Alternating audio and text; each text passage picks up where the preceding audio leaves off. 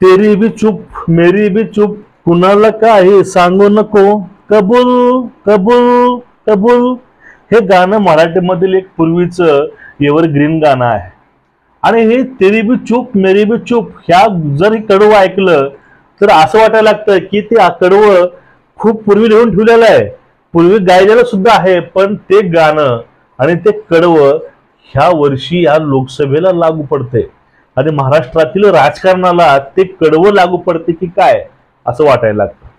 आता बघा, हा विषय आहे, तो विषय म्हणजे शिवसेना उभाटा गटाचे अनिल परब यांनी एक जे अवघड झालेलं दुखणं असतं बघा, दाखवता बी येत नाही आणि खाजवता बी येत नाही, ते त्यांनी उकरून काढलेलं आहे. बरोबर त्यांनी उकरून असं काढलं की ज्यावेळेस शिंदे साहेब आपले महाराष्ट्रातील सध्याचे विद्यमान मुख्यमंत्री आहेत, त्यांनी ज्यावेळेस आपला गट यशस्वीपणे काही मार्ग चुकवून गुवाहाटीला घेऊन गेला आणि तो गट सध्या शिंदे गट म्हणून उदयाला आला. आणि तो गट उदयाला आल्यानंतर शिंदे साहेबांनी सांगितलं होतं, जर मी नेलेले 13 खासदार आणि 40 ते 50 आमदार यामधील एकही निवडणूक हारेल किंवा पराभूत होईल, त्यावेळेस मी राजीनामा देऊन शेतामध्ये शेती करायला जाईन, हे त्यांचं वाक्य होतं. आणि त्याच वाक्यावरती त्याच त्याच्यावरती परबांनी बोट ठेवलेला आहे आणि मस्त चिमटा त्याने काढलेला आहे. मित्रांनो, मी आपला मित्र अर्ज, तुम्ही बघत आहात आपलं चॅनल.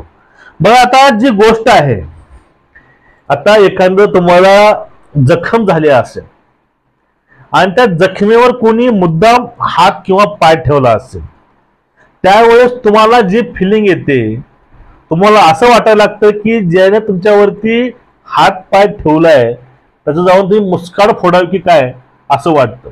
पण असंच कुठंतरी हे घडलेलं आहे त्या कालच्या त्यांच्या बाईटमुळं. बघा, आता शिंदे सरकारपाशी शिंदे साहेबांचे जे 13 आलेले सोबतचे खासदार होते, त्या 13 पण तिकीट मिळणार आहे. त्यामध्ये काही जणांचं तिकीट हे जाहीर झालेलं आहे, काहीचं तिकीट जाहीर झालं नाही अजून. पण आता इथे विषय कुठला येतो माहितीये का, तो तिकीट मिळो किंवा न मिळो हा विषय इथे येत नाही, किंवा शिंदे साहेब या 13 तिकीट देतील इथं हा पण विषय येत नाही. शिंदेचे आमदार परत विधानसभेला निवडून येतील इथं हाही विषय नाही. आता विषय कुठला येतो बघून घ्या. आता या ठिकाणी उभाटा गट दावा करतोय की शिंदे यावेळेस येणार नाहीत, त्यांचा एक उमेदवार येणार नाही, कारण शिंदेच्या विरोधामध्ये दणकट आणि प्रबल असे उमेदवाराची सेटिंग त्यांनी केलेली आहे. आता विषय कुठला येतो, मराठा आरक्षणाचा मुद्दा या ठिकाणी महत्वाचा आहे. ह्या वाक्यामध्ये साहेबांच्या बोलण्यामध्ये मराठा फॅक्टर जे आहे ते अतिशय महत्वाचं आहे. बघा, मनोज जरांगेंनी काल एक आरोप केला होता शिंदे साहेबांवरती आणि फडणवीस साहेबांवरती. तो आरोप कसा होता की नांदेडला अशोकराव चव्हाणजी आपल्या वाहनातून आले असता त्यांची गाडी तिथे अडवण्यात आली होती. ते गाडी या पोरांनी अडवले आहेत, त्यांच्यावरती गुन्हे दाखल झाले असं ते म्हणतात. आणि ते गुन्हे दाखल का झाले होते, त्यांचं जरांगेंचं म्हणणं हे आहे की मराठ्याच्या मुलांनी फक्त घोषणा दिल्या त्या कुठल्या मराठा आरक्षणाच्या, त्यांनी कुठलीही मारामारी किंवा कुठलाही त्यांनी काहीही गैरप्रकार केला नाही, तर 353 गुन्हा दाखल कसा होऊ शकतो. जर 353 गुन्हा हा या गोष्टीवर दाखल होत असेल, तर मग भाजपवाले ज्या त्यांच्या घोषणा आहेत, आपकी बार मोदी सरकार असेल, आपकी बार 400 पार असेल, मग ह्या घोषणावरती 353 दाखल का होत नाही. आणि हा सर्व काही आहे तो फडणवीसांचा आणि शिंदे साहेबांचा खेळ आहे, त्यांची नवीन चाल आहे, तरी असा गंभीर आरोप त्या ठिकाणी केलेला आहे. आता जे हे आपली प्रतिमा जी आहे, म्हणजे शिंदे साहेबांची जी प्रतिमा आहे, फडणवीस साहेबांची जी प्रतिमा आहे, ते वारंवार उघड करायचं काम जरांगे पाटील करत आहेत. बघा, जर यांची प्रतिमा तर उघड होत असेल तर अशा वेळेस फक्त मराठा समाजच नाही, इतर समाज सुद्धा यातून काहीतरी धडा घेऊन त्यांच्याकडे आपलं विधानसभेमध्ये तो लोकसभेला ते नाक मुरडू शकतात आणि ते नाक मुरडून ते यांच्याकडे नापसंती सुद्धा देऊ शकतात. मग अशा वेळेस यांचा पराभव निश्चित होईल हे आपल्याला गोष्टी सांगता येतील. तिथं हा पण एक मुद्दा येतो.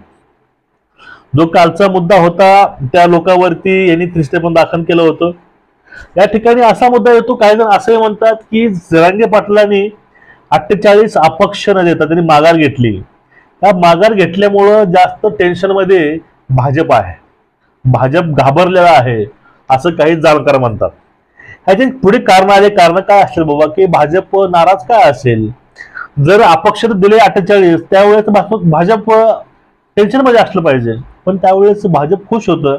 आणि ज्या वेळेस हे माणसं त्यांनी जाहीर नाही केले, त्यांनी स्पष्ट सांगितलं की आपण विधानसभा लढवायची, लोकसभा लढवायची नाही, तर आपण कुठलाही उमेदवार देणार नाही. त्यानंतर भाजप हे खूप टेन्शन मध्ये आलं. कारण जर मराठे उभा राहिले असते त्यांची मतं डिवाइड झाली असते, मतं विखुरले असते. पण या ठिकाणी हे विखुरण्याची राजकीय पद्धती असेल किंवा एक राजकीय खेळी असेल, ते पूर्णपणे त्यांच्या अंगलट येऊन बसले.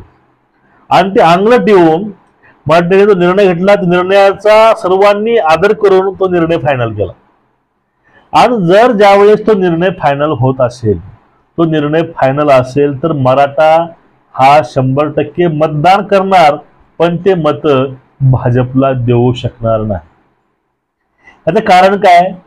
आणि वारंवार जरांगे पाटलांच्या भाषणातून असेल किंवा इशाऱ्यामधून असेल की टार्गेट हे नेहमी भाजप आणि फडणवीस होतात.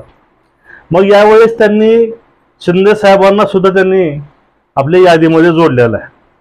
आणि याचा फटका नक्कीच ह्या इलेक्शनमध्ये लोकसभेला किंवा विधानसभेला हा नक्कीच फटका बसू शकतो. मग त्यावरतीच बोट ठेवून हे अनिल परबांनी सांगितलंय, शिंदेंनी त्या टिकावा, फावडे, कुऱ्हाडी वगैरे लागतात, तुम्ही त्या सर्वांना धार लावून ठेवा, असं वक्तव्य त्याने केलेलं आहे. तर आपण हा खोचक टोला म्हणू शकतो, किंवा त्यांनी जे पाठीमागे बोललं होतं त्यांची आठवण त्यांना करून देणं आपण या ठिकाणी हेही म्हणू शकतो. ते कसंही असो, आठवण देणं असो किंवा टोला असो, किंवा जी अवघड जागेतलं दुखणं आहे त्यावरती बोट ठेवणं असो, पण ह्या ज्या गोष्टी आहेत त्या गोष्टीमुळे एवढंच समजतंय की महाविकास आघाडी सुद्धा शिंदेच्या विरोधामध्ये, भाजपच्या विरोधामध्ये कटाक्षानं ह्या निवडणुकीमध्ये उतरत आहे याची जाणीव होते. पण हा जो सामना आहे, हा सामना भाजप विरोधामध्ये शिवसेना उभाटा गट नाही. हा जो सामना आहे, तो सामना आहे शिंदे विरोधामध्ये हा उभाटा गट, हा त्याचा सामना सध्या होत आहे. आता नेमकं भविष्यामध्ये जर 13 खासदारामधून एखादा खासदार जरी पडला तर शिंदे साहेब राजकारणातून संन्यास घेतील का? आणि जर संन्यास नाही घेतला तर त्यांचं जे बोललेलं वाक्य आहे ते वाक्य पूर्णपणे खोटं ठरू शकतं. आता ह्या निवडणुकीमध्ये शिंदे साहेब कुठली भूमिका घेतात आणि 13 आणि 40 ते 50 आमदार याचं भविष्य काय असणार आहे? तुमचं याविषयी मत काय आहे हे नक्कीच खाली कमेंट करून सांगा. नमस्कार.